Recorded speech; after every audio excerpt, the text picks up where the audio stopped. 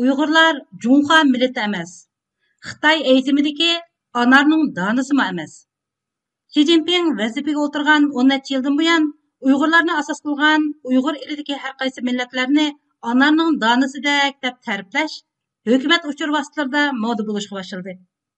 Xitoyning nazarida Xi Jinping hukumati barpo qilmoqchi bo'lgan Junxo millati bir dona cho'ng anarga, uning ichidagi anar donalari Xitoy bo'lmagan millatlarga vakillik qiladi. Halbuki bundaq o'xshatishning ichi yuziga diqqat qilinsa, cho'ng anarning faqatla Xitoy millatiga vakillik qildiganligi aniq edi. Chunki bu cho'ng anarning sirtqi qizil yuzi faqatla Xitoy tili, Xitoy madaniyati, Xitoy kimligi bilan bo'yalgan bo'lib, anarning sirtidagi mustahkam posti bo'lmay turib, anar donalarining mavjudligini tasavvur qilib bo'lmaydi.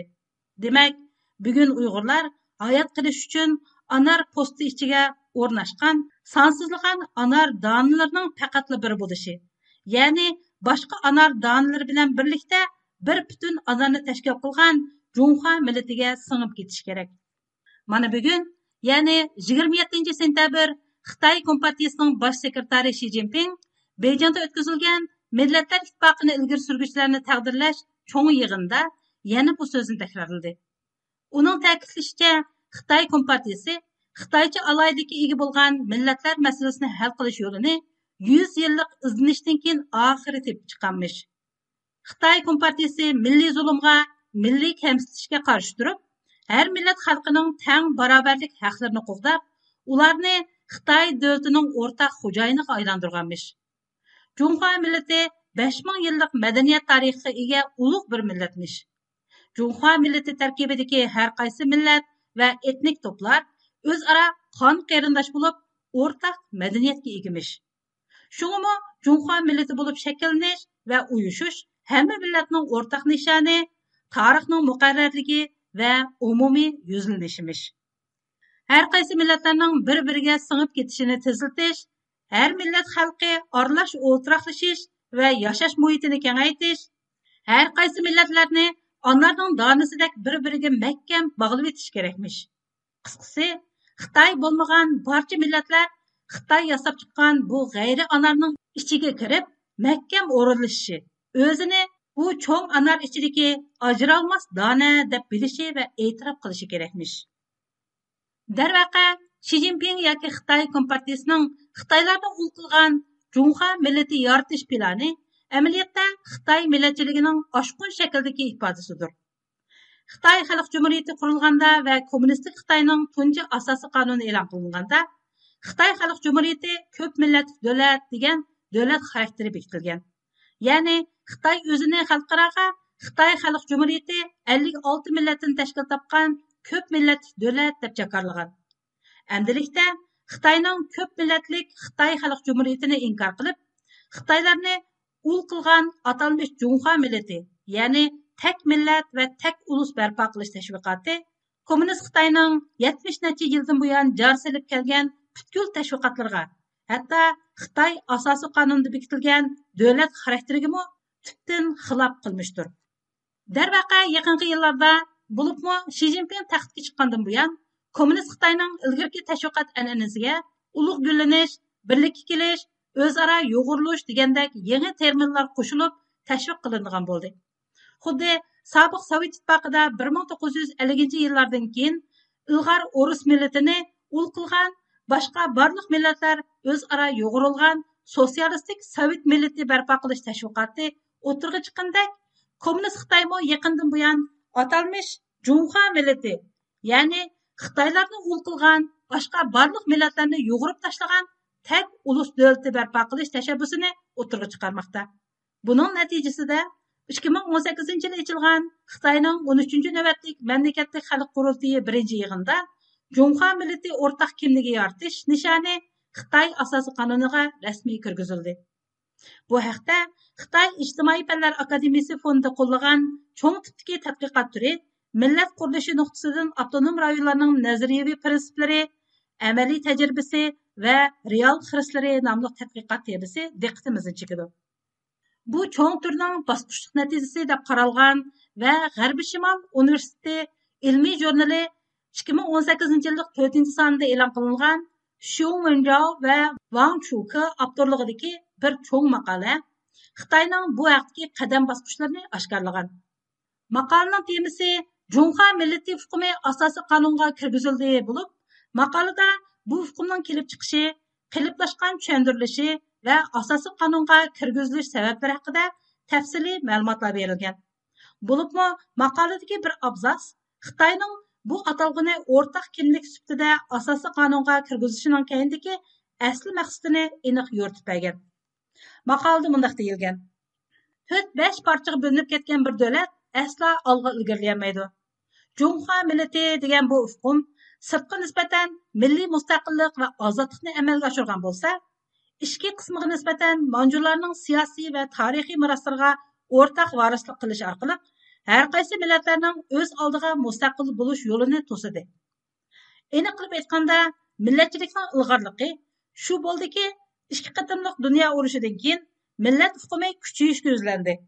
Bundaq bo'lishini imperialistlarga qarshi turish yuzlanishidan ayirib qarg'ili bo'lmaydi. Bu nuqtadan ikkinchi dunyo urushidan keyin millat degan bu hukmning muhim bir xalqaro qonun hukmi sifatida davlatimizning qonunida umumyuzli qabul qilinganligini tushunishga bo'ladi.